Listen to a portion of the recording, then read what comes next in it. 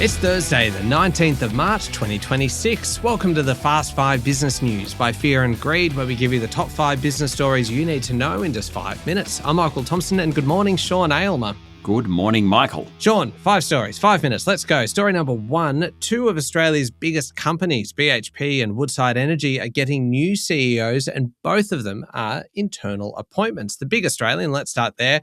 BHP has appointed Brandon Craig, a 53-year-old South African-born miner. He was a naturalised Aussie. He's been with BHP for almost 30 years, so he certainly knows the business. He's run the group's WA iron ore division. Currently, it's Minerals Americas president. That means he's been looking after the group's potash and copper divisions. He's a mining engineer by training. He's going to take over on 1 July, and his big job is going to be expanding the miners' copper prospects. That is a big job. That is a big job. Another person with a big job, Liz Westcott, the new CEO of Woodside Energy. She's been acting in that job since Meg O'Neill opted to join global oil giant BP.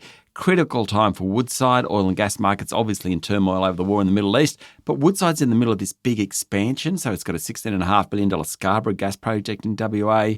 It's supposed to come on stream later this year. Construction underway at its Louisiana LNG terminal. So a very big job for Liz Westcott as well.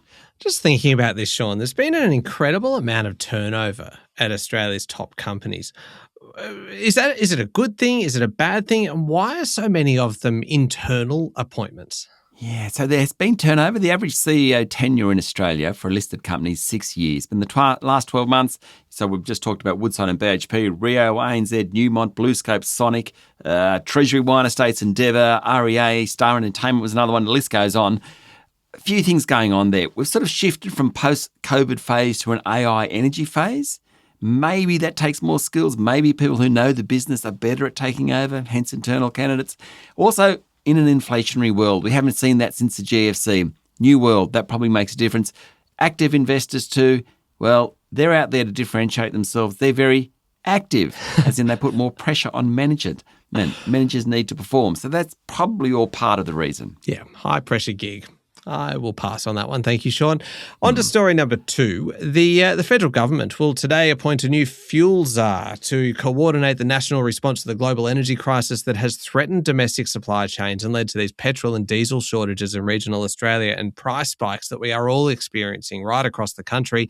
The appointment of a logistics coordinator will be proposed at a meeting of national cabinet as part of a broader domestic policy response to the conflict in the Middle East. Also to be discussed, extra incentives for Australia's 2 remaining oil refineries. The PM said the government's preparing new measures to help shield Australian households from the crisis in the Middle East. That includes this new energy czar. In a speech to the Australian Automotive Dealer Association, Albanese said the crisis in the Middle East was the 3rd global shock this decade.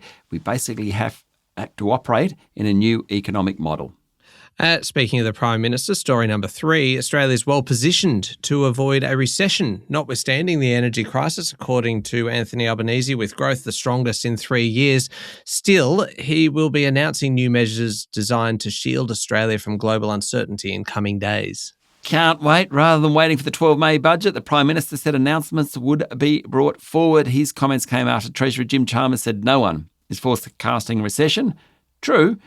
Chalmers also added the war in the Middle East was the key uncertainty. Didn't say much about tax reform, particularly capital gains tax reform, but I think that is bubbling along in the background. I reckon, well, he did say they're working up some options ahead of the May 12 budget. I think we'll hear something about it then. Yeah, it won't be too surprising if it does pop up. Now, story number 4, the Prime Minister also yesterday confirmed that the airbase that houses Australia's Middle East headquarters was struck by an Iranian projectile yesterday morning. Australia also got a mention from Donald Trump when the US president was listing countries he wasn't happy with for not sending military support to the Middle East. He mentioned NATO, Japan, Australia and South Korea. He then went to say he no longer desires or needs our help. There you go. Also, Iran confirmed that the country's national security chief and head of the paramilitary force were killed in fighting, and the Trump administration's counter-terrorism chief resigned in protest over the war.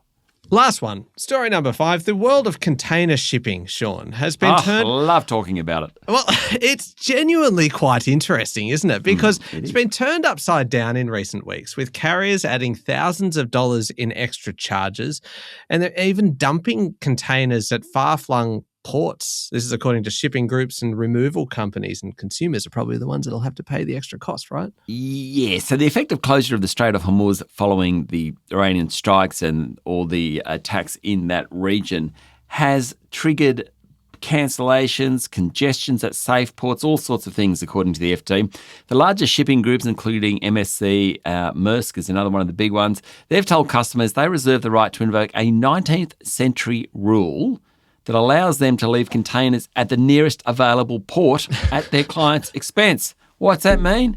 Well, containers due to go to the Middle East are finding themselves being dropped in India. Others for Saudi Arabia? Well, we'll just drop them off in the UAE. And basically the company has to pick up additional storage costs and import charges. Pretty amazing. That's on top of the fact that shipping container costs are up 4 times on certain routes thanks to war risk insurance costs and fuel surcharges. All right, there we go. The top 5 business stories in 5 minutes. Thank you very much, Sean. Thank you, Michael. It's Thursday, the 19th of March, 2026. Remember to hit follow on the podcast. That is very important. And if 5 minutes just isn't enough, you can find our longer daily show called Fear and Greed wherever you listen to podcasts. I'm Michael Thompson, and that was the Fast 5 Business News by Fear and Greed. Have a great day.